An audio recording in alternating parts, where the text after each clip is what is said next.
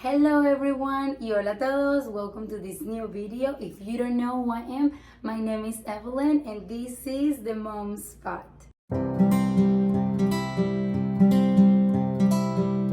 In today's video, I want to share with you my experience dealing with pericarditis for 8 months. I'm going to share with you my darkest moments, but also the moment where I decided to take control of my life and don't let this illness take over my mental health.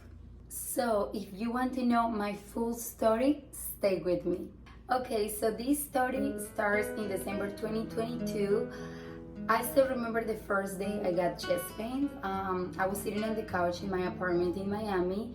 I was talking to my husband. I was planning a trip to Colombia. And I remember when I got my first chest pain, it was like a very light. It was kind of sharp pain, but it wasn't that strong. And I remember telling him like, hey, I got some chest pain. This is so weird. And he just told me, you're probably anxious, you're just nervous, it's just the anxiety.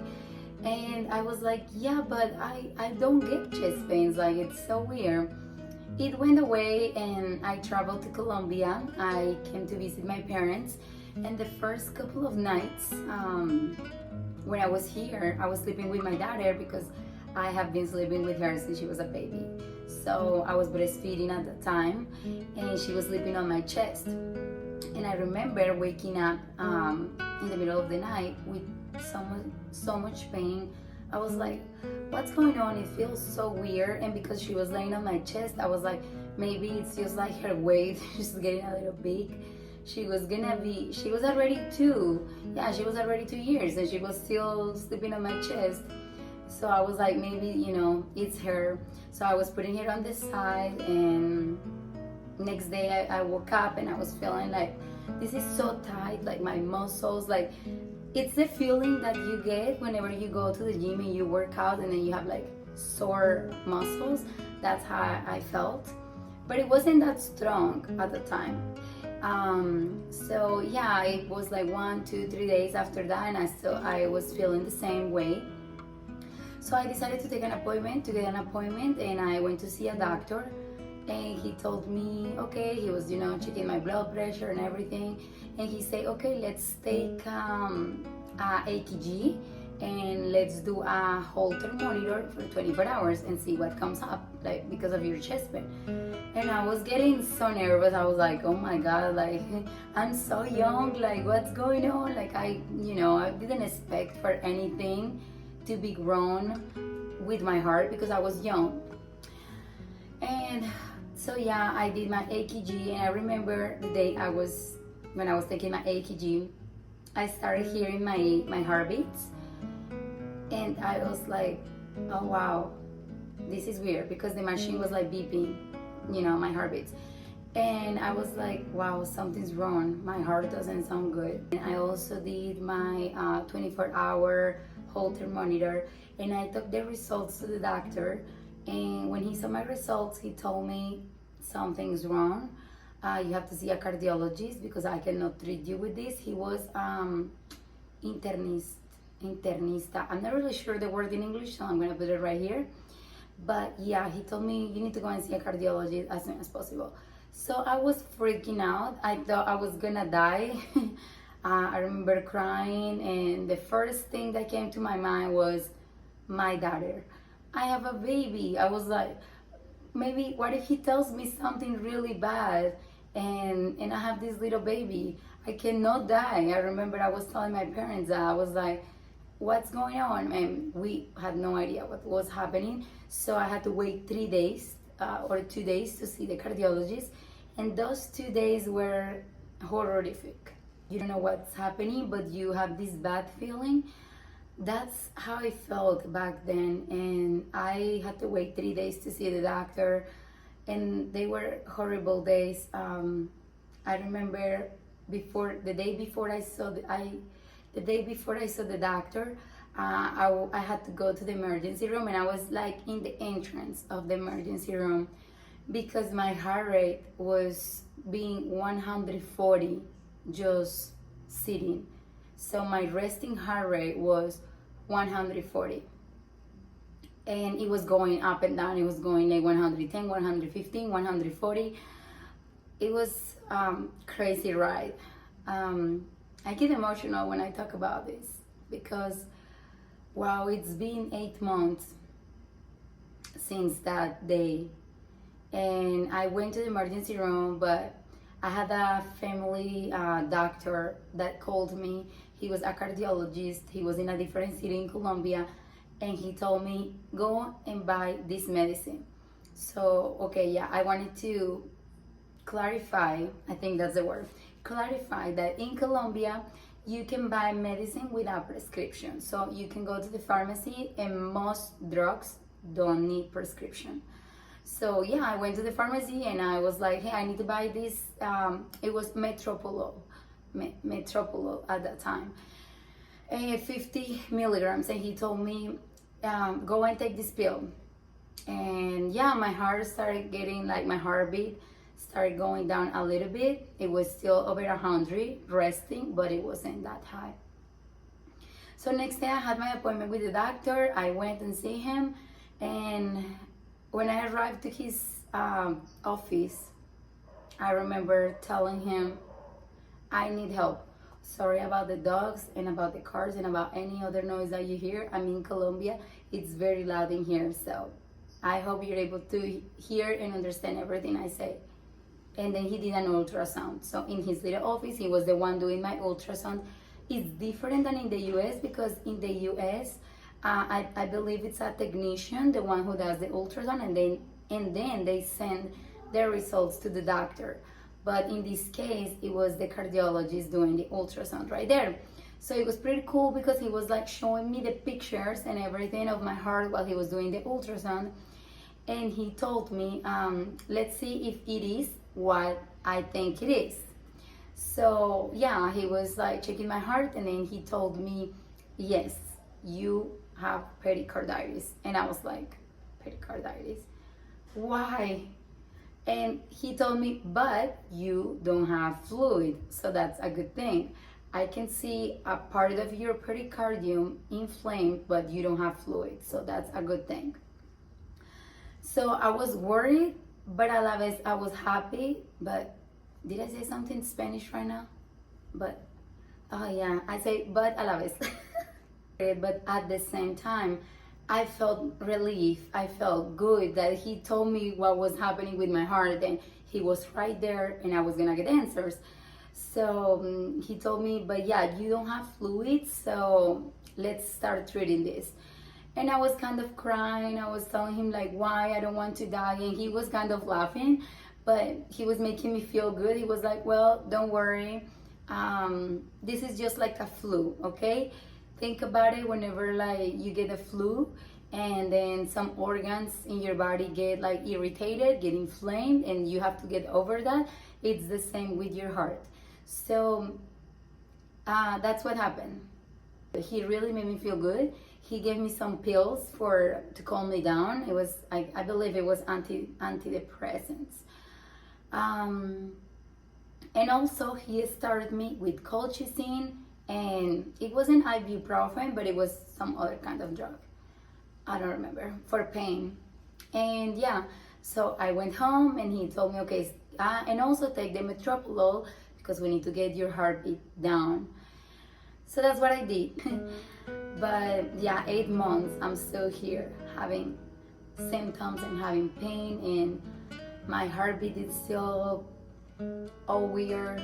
So, but yeah, we'll go about that part later. 6 different doctors, different plans, different opinions. I've been going through a lot, and I have been dealing with a lot of.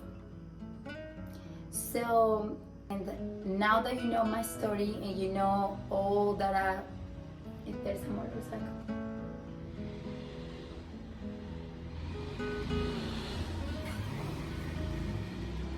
I wanted to tell you about 3 things I have learned from this.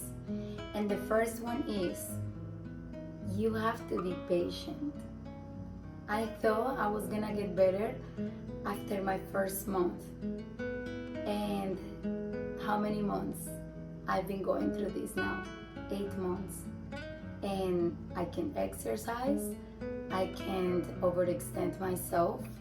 I was diagnosed with POTS. I wasn't able to work. I had to stay home. Hard, it's hard to be patient whenever you were used to some type of lifestyle and you had so many plans in your life. It was the end of the year, I was starting this new 2023 year, and I had a lot of plans for my life. I was planning on getting in school in the United States because I've been waiting for 40 years since I moved from Colombia to start school again. I was planning on keep working. I got my first job in September 2022 in the United States, and I wanted to keep working. I had to quit because of this. Thank God I've had my husband and my family who have supported me. But how can you be so patient? It's very hard. And maybe there are some mothers out there who are dealing with this disease and they don't have family, or maybe they are single mothers. So it's very, very hard to learn to be patient, and it happened to me. I wanted to keep the lifestyle I had before this. I wanted to get my life back, and I have cried so many times, and I still do when I get my breakdowns, and it's okay to feel that way. And all I could tell you is it's gonna happen. Life is not gonna be perfect.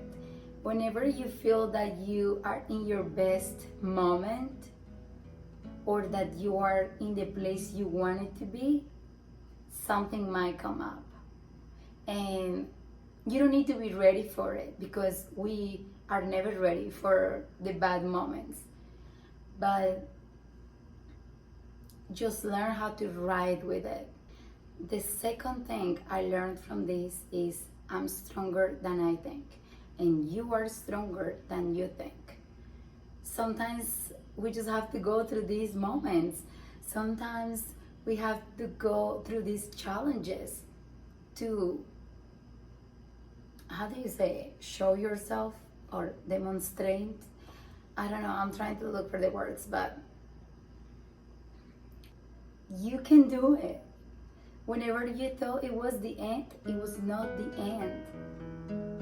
That you got stronger and you have reasons to fight. And I'm 26 years old. I have a 2-year-old daughter. I have a husband and I have a family that I love with my heart. And I want to live for them. I started praying and I started begging God, please help me get out of this. Not about the pericarditis, but about my mental disorder I felt that I was having at that moment. I needed to be stronger. I needed to stop being afraid of dying. I needed to stop worrying and reading so much and being so negative about this, and change the direction of this. And that's when I started getting so close to God. And I remember I was praying and I was gonna move to Colombia. I was gonna leave my husband in the United States and I was gonna move back here with my daughter. And one day I made a decision and I said, I'm gonna go back to the United States. I'm gonna go back, and God is gonna take care of me here in Colombia or in the United States. No matter where I am. If I'm gonna get something, if I'm gonna die, I'm gonna die here or I'm gonna die there. And if I'm gonna live, I'm gonna live here or I'm gonna live there. So I'm gonna go where I'm supposed to go. And I went home and I was next to my husband with my daughter and my family, and that was the best decision I made. That's when I started taking control over my life. That's when I stopped fearing everything and wasn't getting so scared of it anymore, because I was learning how to deal with it. I was learning that, okay, I got chest pain right now. It didn't kill me. It will pass. And I'm still here. So For a long time, I focused on my illness. I focused on the things I lost with this illness. I focused on all the bad things were happening in my life because of that. And one day I just decided this needs to get over. I'm gonna focus on the good things I still have. And it made me feel so much better when I started being grateful. Even though I wasn't in the place I wanted to be, I started finding small things to be grateful about. It's okay to feel frustrated, but it's not okay and it's not acceptable to stay in that stage. Get yourself up or lift yourself up from this. Keep fighting. Get support from family, and if you don't have family, reach out for friends. Ask for help. There is always someone willing to help, willing to listen, and willing to do something for you. I'm in a better place I was 8 months ago. Even though I'm not healed, but I feel good. I feel better, and I'm not letting this stop me from living my life. I might not have the same life I had before, but I had to change and I had to adjust. And that's what life is about. It's adjusting. And it's hard to do it. It takes time. Of course, it takes time. And it's okay to feel afraid, and it's okay to feel down. But like I said, please don't stay in that stage.